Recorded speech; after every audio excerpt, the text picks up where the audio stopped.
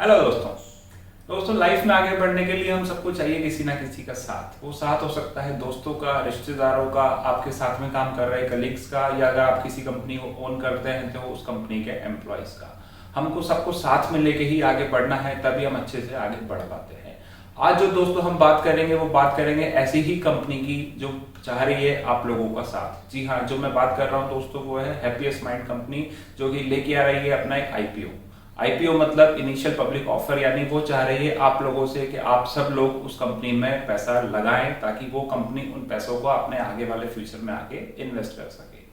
तो दोस्तों देखते हैं हैप्पीएस्ट माइंड कंपनियों का आईपीओ और क्या आपको उसमें सब्सक्राइब करना चाहिए या नहीं। और हाँ दोस्तों, ये वीडियो एंड तक जरूर देखिएगा जहां पे हमने किया है इस कंपनी का स्वॉट एनालिसिस, ताकि आप लोगों को पता लग सके कि इस कंपनी में अप्लाई करना आप लोगों के लिए कितना अच्छा है और नहीं।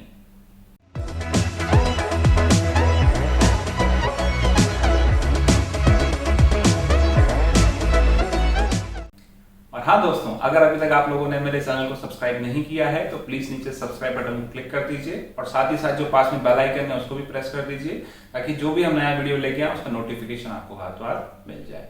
तो दोस्तों मैंने एक प्रिपेयर करी है छोटी सी प्रेजेंटेशन उस हैप्पीएस्ट माइंड आईपीओ के ऊपर, जिसमें मैंने उसकी बात करी है पूरी डिटेल्स के बारे में। क्या है कंपनी, क्या काम करती है कंपनी, के फाइनेंशियल्स क्या हैं और उसका स्वॉट एनालिसिस। तो दोस्तों आइए देखते हैं क्या है वो सब। आप देखिए दोस्तों, इनकी जो टैगलाइन है वो है born digital born agile. Born digital मतलब ये जो कंपनी है इसका ज्यादातर जो काम है या ज्यादातर जो ध्यान है वो डिजिटल बिजनेस के ऊपर ही है। और बॉर्न एजाइल का दोस्तों यहाँ मतलब है, एजाइल मतलब जो कंपनी अपने आप को बहुत जल्दी जल्दी आने वाली अपॉर्चुनिटीज के लिए ढाल रही है, यानी ये जो भी नई अपॉर्चुनिटीज को मिलती है वो उस अपॉर्चुनिटी को फट से उसको यूज कर लेती है, उसको छोड़ती नहीं है। तो ये एजाइल मतलब है ये अपने आप को जल्दी जल्दी टाइम के साथ साथ चेंज कर रही है। तो ये एक बहुत अच्छी चीज होती है आईटी कंपनी के लिए, क्योंकि आईटी फील्ड ही ऐसा है जो कि बहुत जल्दी जल्दी एडवांस होता जा रहा है और जो काम कर रहे हैं आईटी फील्ड में उनको उसके हिसाब से चेंज होना पड़ रहा है। अगला जो है दोस्तों वो है कंपनी डिटेल। कंपनी के जो कर्ता धर्ता हैं वो है मिस्टर अशोक सूता, जो कि हैं अभी इसके एग्जीक्यूटिव चेयरमैन। इन्हीं के भरोसे या इन्हीं के दम पे इन्होंने कंपनी खड़ी करी और ये कंपनी को आगे लेके आ रहे हैं। और जितने भी लोग हैं वो इन्हीं को देख के अभी चाह रहे हैं कि वो कंपनी में इन्वेस्टमेंट करें। ये दोस्तों पहले माइंडट्री में भी काम कर चुके हैं, माइंडट्री के एक फाउंडर मेंबर ये रह चुके हैं। और अभी जो है माइंडट्री को हालांकि वैसे एल&टी ने एक्वायर कर लिया है। और इनको दोस्तों विप्रो में भी काम करने का एक्सपीरियंस है। विप्रो में भी ऑलमोस्ट इन्होंने 15-16 साल काम किया है और ये वाइस चेयरमैन वहां पे रह चुके हैं। नेक्स्ट है दोस्तों आईपीओ डिटेल। आईपीओ डिटेल के अंदर देखिए दोस्तों, ये जो आईपीओ आएगा वो आएगा 7 यानी मंडे को और क्लोज हो जाएगा 9 को। और इसका जो अलॉटमेंट है दोस्तों वो हो जाएगा 15 को। और अगर बाई चांस आपको अलॉटमेंट नहीं होता है तो जो भी आपका अमाउंट ब्रोकर ने होल्ड करके रखा हुआ था वो अमाउंट आपको रिफंड मिल जाएगा। और लिस्टिंग इसकी हो जाएगी दोस्तों एक्सचेंज के ऊपर 17 को। प्राइस बैंड इसका जो रखा गया है दोस्तों वो है मिनिमम 165 मैक्सिमम 166 रुपीज का। और इसका जो लॉट साइज है दोस्तों वो है 90 शेयर्स का, यानी लगभग लगभग आपका इसके अंदर 14,900 15,000 के आसपास का आपका इसमें इन्वेस्टमेंट रहेगा अगर आप एक लॉट के लिए अप्लाई करते हैं। और दोस्तों इसमें एक चीज जो आपको ध्यान रखनी है वो ये है कि ये जो शेयर्स आ रहे हैं ये शेयर्स आप देखिए फ्रेश इशू और ऑफर फॉर सेल ओएफएस। इसमें जो है दोस्तों फ्रेश इशू जो है वो सिर्फ 16% है, यानी 110 करोड़ जो है वो सिर्फ फ्रेश इशू है। बाकी 592 करोड़ के जो शेयर्स हैं वो ऑफर फॉर सेल हैं। कंपनी जो टोटल पैसा जुटा रही है आईपीओ के थ्रू वो है 702 करोड़ का। उसमें से सिर्फ 16% ही जो है दोस्तों वो नए शेयर्स लेके आ रही है। बाकी कंपनी के पास जो उसके प्रोमोटर या जो पुराने जो इन्वेस्टर हैं कंपनी के अंदर वो उनके जो शेयर्स हैं वो यहाँ पे ऑफलोड करेंगे ओएफएस यानी ऑफर फॉर सेल के थ्रू। और कंपनी ने यह बताया है कि जो भी उसको इस डील से पैसा मिलेगा, आईपीओ से पैसा मिलेगा, वो उसकी लॉन्ग टर्म वर्किंग कैपिटल और जनरल कॉर्पोरेट पर्पस के लिए आगे यूज किया जाएगा। तो ये चीज दोस्तों यहाँ ध्यान रखनी है। ज्यादातर केसेस में अगर ओएफएस आता है तो वो आईपीओ इतना अच्छा नहीं माना जाता, लेकिन क्योंकि यहाँ पे एक कंपनी के जो एक अच्छे प्रोमोटर है मिस्टर अशोक सूता, उनकी इमेज काफी ज्यादा अच्छी है मार्केट के अंदर, क्योंकि वो पहले बड़ी कंपनीज में काम कर चुके हैं और उनका पीछे ट्रैक रिकॉर्ड भी काफी अच्छा है। तो इस आईपीओ को लेके काफी ज्यादा एक पॉजिटिव हाइप मार्केट के अंदर बना हुआ है। आगे दोस्तों जो है इसका होल्डिंग पैटर्न, होल्डिंग पैटर्न देखिए बिफोर आईपीओ, आईपीओ से पहले यानी अभी जो इसका होल्डिंग पैटर्न है वो है प्रोमोटर्स जो हैं उसके उनके पास है लगभग 62% शेयर। पब्लिक जो है उनके पास है लगभग 34% शेयर और अदर शेयर होल्डर्स के पास है 4%। आईपीओ के बाद में क्योंकि यहाँ पे मिस्टर अशोक सूता और जो उनके पुराने इन्वेस्टर्स हैं वो भी सब अपना जो ओएफएस के थ्रू अपना शेयर्स निकाल रहे हैं, तो आफ्टर आईपीओ जो मार्केट शेयर प्रोमोटर्स का रह जाएगा वो रह जाएगा सिर्फ 53% और पब्लिक का जो पहले 34% था वो बढ़ के हो जाएगा 43% का। ये पैटर्न आपको ध्यान रखना है दोस्तों कि प्रोमोटर की होल्डिंग अभी इसमें 53% हो जाएगी आफ्टर आईपीओ। नेक्स्ट है दोस्तों इसके अंदर इसकी बिजनेस, जो ये कंपनी क्या काम करती है। इसकी बिजनेस जो है दोस्तों वो बटे हुए हैं बेसिक 3 कैटेगरीज के अंदर। पहला है डिजिटल बिजनेस सर्विस जो कि डीबीएस, दूसरा है प्रोडक्ट इंजीनियरिंग सर्विस पीईएस, तीसरा है infrastructure and management security service. तो ये तीनों ही कह सकते हो आप बैकग्राउंड पे कंपनी काम करती है। डिजिटल बिजनेस जहां से इसका ज्यादातर रेवेन्यू है, प्रोडक्ट इंजीनियरिंग प्रोडक्ट को और डेवलप करने में, उसके अंदर क्या क्या कमियां है वो बताने में, और साथ ही साथ सिक्योरिटी सर्विस जो अगर किसी आपके सॉफ्टवेयर में या आपकी ऐप में या आपकी जो कंपनी है उसके अंदर कोई सिक्योरिटी को लेके इश्यू है, आईटी सिक्योरिटी को लेके, तो वो ये आप कंपनी उसमें आपकी हेल्प कर सकती है। और ये इसकी जो दोस्तों कस्टमर्स हैं वो अलग अलग फील्ड के कस्टमर्स हैं, retail, edutech, industrial, hi tech, engineering, manufacturing, travel, media, सभी कैटेगरी से आप कह सकते हो कि इसके जो कस्टमर्स हैं वो हर कैटेगरी में या हर एरिया के अंदर मौजूद हैं। तो इन्होंने अपना जो बिजनेस है वो काफी ज्यादा डाइवर्सिफाई कर रखा है और किसी एक चीज के ऊपर ये आप कह सकते हैं इनकी निर्भरता नहीं है, जो एक काफी अच्छी चीज होती है कि आपके जो कस्टमर्स हैं वो हर कैटेगरी से बिलोंग करते हैं। बाई चांस अगर किसी एक फील्ड के अंदर कुछ प्रॉब्लम आ भी जाती है तो बाकी जो फील्ड है वो कंपनी को सपोर्ट करते हैं खड़ा रहने के लिए। पीईएस जो सर्विस है दोस्तों वहां से इसका बिजनेस आता है लगभग 28% का, आईएमएस से आता है लगभग 22% का और डीबीएस से आता है लगभग 50% का। यानी डिजिटल बिजनेस से इसका जो रेवेन्यू सॉरी बिजनेस है वो है 50% का। और दोस्तों इसके जो भी क्लाइंट हैं वो लगभग 148 क्लाइंट हैं। ये जो है दोस्तों ये कंपनी B2B कंपनी है, या ये डायरेक्ट बिजनेस को केटर करती है। ये किसी कस्टमर को अपने जैसे रिटेल कस्टमर को ये नहीं देखती है, ये सीधा बिजनेसेस को देखती हैं। उन बिजनेसेस को जो भी रिक्वायरमेंट रहती है सॉफ्टवेयर से रिलेटेड, उनकी सिक्योरिटी से रिलेटेड, वो ये कंपनी सॉल्व करती है। इस कंपनी के दोस्तों माइक्रोसॉफ्ट, अमेजॉन, पिमकॉर और अलग कंपनियों के साथ में भी टाई अप हैं और उनके साथ में ये मिलके काम करती है। और इस कंपनी का दोस्तों 97% जो रेवेन्यू है वो आता है डीबीएस यानी डिजिटल बिजनेस से।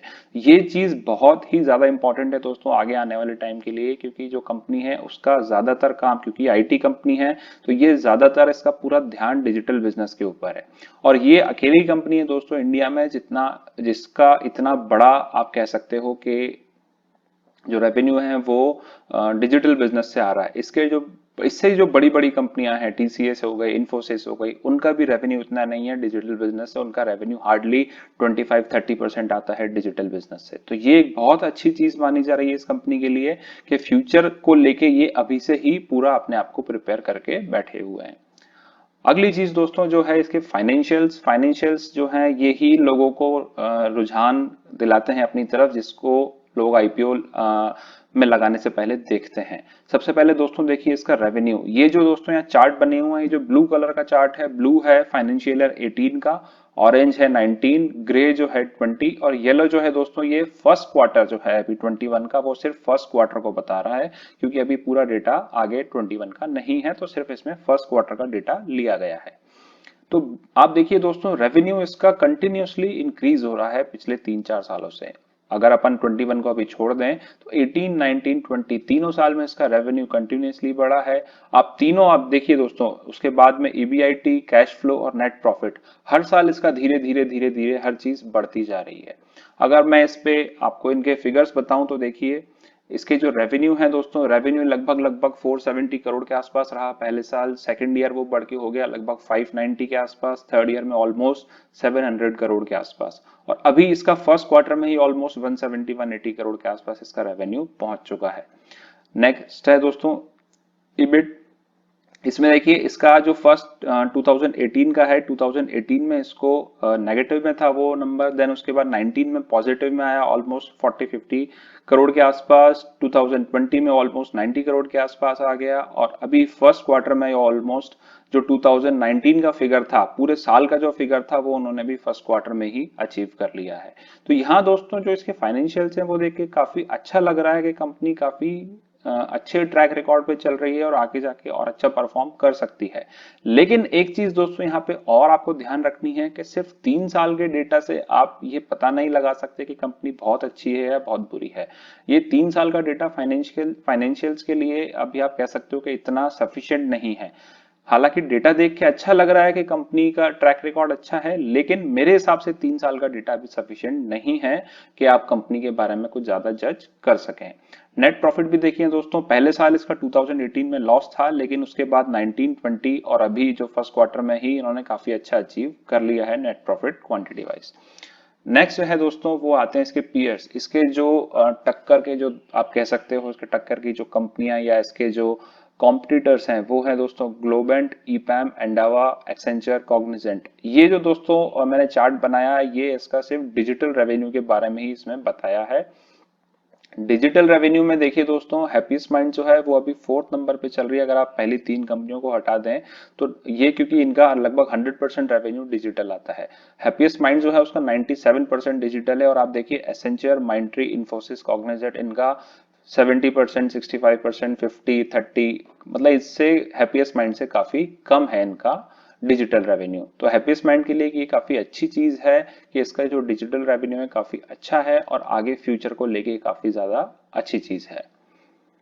अगला है दोस्तों ग्रे मार्केट, जिसको लेके अभी काफी ज्यादा एक हाइप बना हुआ है कि इस कंपनी का जो प्रीमियम चल रहा है वो लगभग लगभग 60 से 75% प्रीमियम चल रहा है इसका ग्रे मार्केट में। यानी इसका अगर अपन जो लिस्टिंग है, अगर फॉर एग्जांपल मान के चले वो 166 रुपीस पे होती है लिस्टिंग, तो ग्रे मार्केट में इसका यानी लगभग लगभग 100 रुपए ऊपर, यानी 266 या 270 के आसपास इसका रेट चल रहा है। तो अगर आप ये ग्रे मार्केट के वैल्यूज को आप कंसिडर करें, इसका मतलब जो इसकी लिस्टिंग होगी जिस दिन ये लिस्ट होगा 17 तारीख को, तो हो सकता है वो 250 रुपए या 270 रुपए के आसपास लिस्ट हो ग्रे मार्केट की रेट के हिसाब से, क्योंकि ग्रे मार्केट के अंदर इसका रेट लगभग 270 के आसपास अभी चल रहा है। तो लिस्टिंग गेन दोस्तों यहाँ पे मिलने की काफी ज्यादा आप कह सकते हैं कि उम्मीद है कि अगर आप इसमें अप्लाई करते हैं तो लिस्टिंग गेन आपको काफी अच्छा यहाँ पे हो सकता है। अगला है दोस्तों इसका स्वॉट एनालिसिस। स्वॉट एनालिसिस जो है दोस्तों वो किसी भी कंपनी की जो बेसिक चीजें हैं वो सबके बारे में आपको बताता है। स्ट्रेंथ देखिए दोस्तों, इसकी स्ट्रेंथ क्या है कि इसके जो प्रोमोटर्स हैं वो काफी स्ट्रांग है और उनका जो बैकग्राउंड है वो काफी अच्छा है। कंपनी के फाइनेंशियल रेशियोज काफी अच्छे हैं इसके जो पीयर्स हैं उसके कंपैरिजन में। कंपनी ने ये बताया है कि उसका जो बिजनेस है वो 76% बिजनेस अभी जो कोविड आया है, कोरोना वायरस, उसकी वजह से उसके ऊपर कोई इफेक्ट नहीं पड़ा है। तो ये एक बहुत अच्छी चीज है दोस्तों कि कोविड के होने के बावजूद भी कंपनी का 76% बिजनेस एज इट इज था। तो ये कंपनी के लिए काफी अच्छी चीज है। कंपनी डेट फ्री है कंपनी, यानी इसके ऊपर अभी कोई भी उधार नहीं है दोस्तों, किसी का पैसा इनको देना नहीं है। लेकिन यहाँ पे एक चीज है दोस्तों जो मुझे एक न्यूज में कहीं देखी थी मैंने, वो ये है कि कंपनी ने अपने लगभग 30% जो शेयर्स हैं, इनके जो प्रोमोटर्स हैं उन्होंने अपने 30% शेयर्स प्लेज किए हुए हैं एक 40 करोड़ के लोन के लिए। हालांकि उन्होंने बोला है कि आईपीओ आने से पहले पहले या आईपीओ से पहले पहले वो उस लोन को सेटल कर देंगे और वो प्लेज जो उनके शेयर्स हैं वो उसको फ्री कर लेंगे। तो इस पे भी आपको ध्यान रखना है दोस्तों, जब भी आप अप्लाई करें तो इस चीज के बारे में जरूर देख लें कि वो उनके जो प्लेज शेयर्स हैं उन्होंने वो फ्री कर लिए या नहीं, क्योंकि प्लेजिंग जो है दोस्तों वो अच्छी नहीं मानी जाती है किसी भी कंपनी के लिए।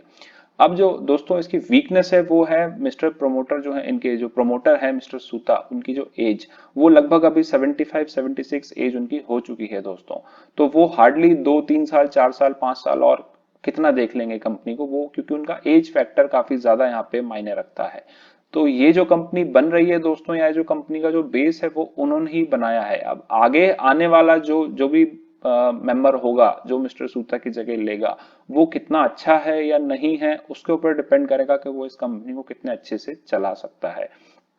दूसरी जो इसकी वीकनेस है दोस्तों वो ये है कि इसका ज्यादातर जो ऑपरेशन है वो यूएस मार्केट में है, यानी लगभग इसका 70% से ऊपर जो काम है वो यूएस मार्केट का है। तो एक ही कंट्री के ऊपर डिपेंडेंट रहना भी अच्छी चीज नहीं है, क्योंकि मिस्टर ट्रम्प कई बार वीजा को लेके या कई बार काम को लेके कुछ ना कुछ मार्केट में या ट्वीट करते रहते हैं, तो वो उस चीज को लेके कंपनी के ऊपर कुछ प्रॉब्लम आ सकती है।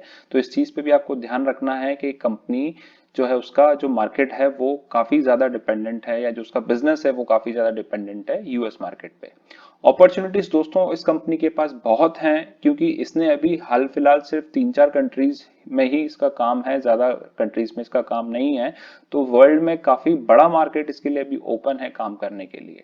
और क्योंकि ये जो कंपनी है इसकी टैगलाइन ही है बॉर्न एजाइल, यानी ये जो कंपनी है ये नई नई टेक्नोलॉजीज पे और नई नई अपॉर्चुनिटीज पे काम करती रहती है, जैसे internet of things, IoT, blockchain, जो कि आप बीच में भी काफी फेमस हुआ था, जो बिटकॉइन वगैरह है वो सब ब्लॉकचेन पे ही चलता है। तो ये जो चीजें हैं इन पे भी इस कंपनी का पूरा ध्यान है, और जो कंपनी ऐसी आने वाली अपॉर्चुनिटीज को यूज करती है वो कंपनी आगे बहुत जल्दी बढ़ती है। थ्रेड जो है दोस्तों इस कंपनी का वो ये है कि इसका जो बिजनेस है वो डिजिटल है। बाकी जो कंपनीज हैं जैसे आप देखिए इन्फोसिस, कॉग्निजेंट, जो बाकी जो कंपनीज हैं अगर वो भी डिजिटल बिजनेस धीरे धीरे अपना बढ़ाने लग गई तो इस कंपनी का जो मार्केट शेयर है डिजिटल बिजनेस का वो धीरे धीरे कम होता जाएगा। तो ये इस कंपनी के लिए एक थ्रेट है कि अगर इसको अपने आप को मेंटेन रखना है मार्केट के अंदर तो इसको अपने डिजिटल बिजनेस पे या जो इसके कस्टमर्स हैं उन पे इसका ध्यान देना पड़ेगा। और दूसरा जो इसका थ्रेट है दोस्तों वो ये है कि इसका 50% जो रेवेन्यू है कंपनी का, लगभग 50% रेवेन्यू सिर्फ 10% कस्टमर्स के ऊपर बेस्ड है। यानी इसके जो ऑलमोस्ट 148 कस्टमर्स हैं, तो यानी 10% लगभग लगभग 14, 15, 10 कस्टमर्स जो हैं उन्हीं के ऊपर इसका आधा रेवेन्यू चलता है। यानी सिर्फ 10-12 कस्टमर्स के ऊपर ही इसका आधा रेवेन्यू आ जाता है। तो अगर बाई चांस उन कस्टमर्स में से एक या दो कस्टमर भी आगे पीछे हो गए तो कंपनी का जो पूरा रेवेन्यू है वो हिल जाएगा। तो इस चीज पे भी आपको ध्यान रखना है दोस्तों, ये एक बहुत बड़ा थ्रेट है कि कस्टमर मेंटेन करना कंपनी के लिए एक बहुत बड़ी चुनौती की चीज होती है। तो दोस्तों ये हुई कंपनी की पूरी डिटेल स्टडी। अब मेरा जो इस पे दोस्तों स्टैंड है वो ये है कि कंपनी अच्छी है, इसके प्रमोटर अच्छे हैं, इसके फाइनेंशियल्स अच्छे हैं, हालांकि रिकॉर्ड अभी कम है फाइनेंशियल्स का, बट ओवरऑल अगर अपन देखें और इसका ग्रे मार्केट में क्योंकि रेट भी काफी अच्छा चल रहा है, तो ओवरऑल अगर मैं आपको बताऊं तो मैं तो इसमें पर्सनली अप्लाई करूंगा। बाकी आप लोग हैं, आप लोग अपने फाइनेंशियल एडवाइजर से जरूर कंसल्ट करें इस आईपीओ में अप्लाई करने से पहले। आई होप दोस्तों ये वीडियो आपको पसंद आया होगा, और ऐसे ही इंफॉर्मेशनल वीडियोस के लिए आप जुड़े रहिए मेरे चैनल के साथ में। मैं निखिल अरोड़ा मिलूंगा आपसे अगले वीडियो में, तब तक के लिए नमस्कार।